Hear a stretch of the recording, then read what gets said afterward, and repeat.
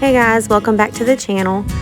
Today we're going to show you how we take our raw cow's milk, bring it inside to make rich, delicious butter. So here you see that the first step is just to take out the big jars of milk, and the cream has separated and risen to the top. I take these stainless steel ladles that I found on Amazon. I can link those in the description below. Dip those into the wide mouth jars and get as much of the cream out as I can while trying to get as little of the milk out as I can. And I put that all into a separate jar. This is the amount of cream that I got this time. And I'm just going to take that jar and pour it right into my mixer.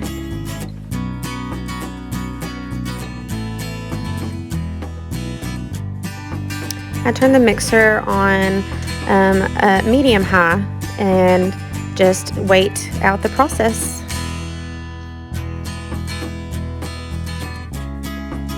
About a minute in, it'll get really thick and frothy like what you see here. And then it will start turning into like a thick, heavy cream. And then you'll get more of like a whipped cream.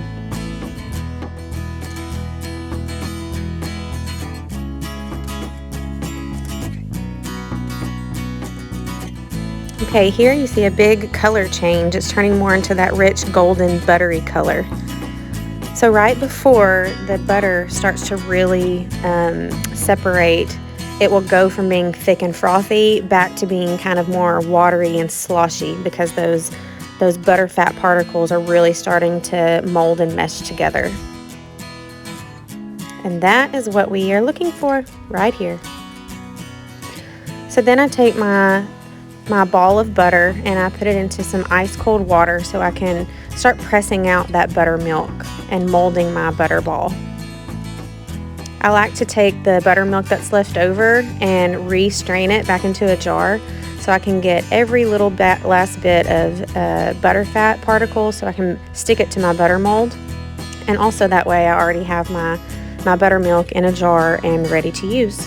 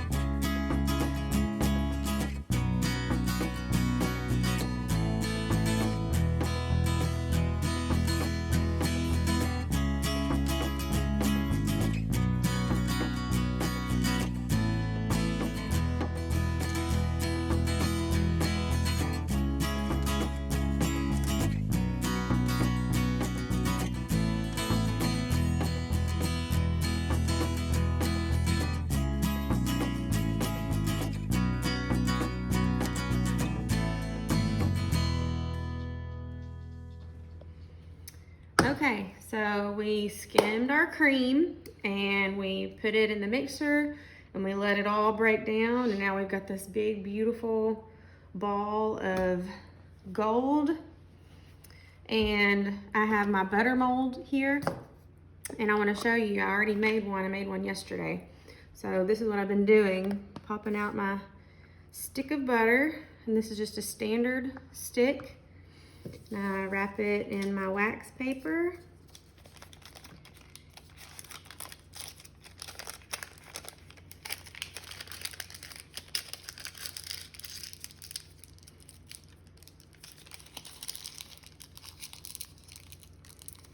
And there I have a nice stick of butter, and it's ready for another. I haven't really been getting enough cream to do a whole 4 sticks at once yet, because she's only been in milk for 2 weeks.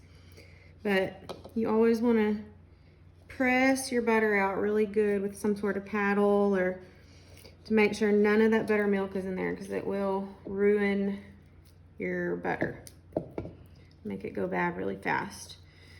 And then I take it, scoop it up. I'm gonna stick it in the mold.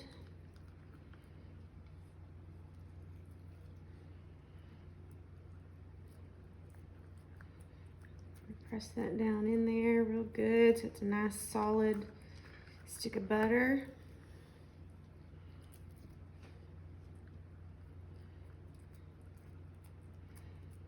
And sometimes if you didn't press all your buttermilk out, it will start to kind of bubble to the top at this point, and I try to like wipe it away. And this really only takes an hour or two to make a solid mold. Just gonna scrape it all off. I try not to waste any.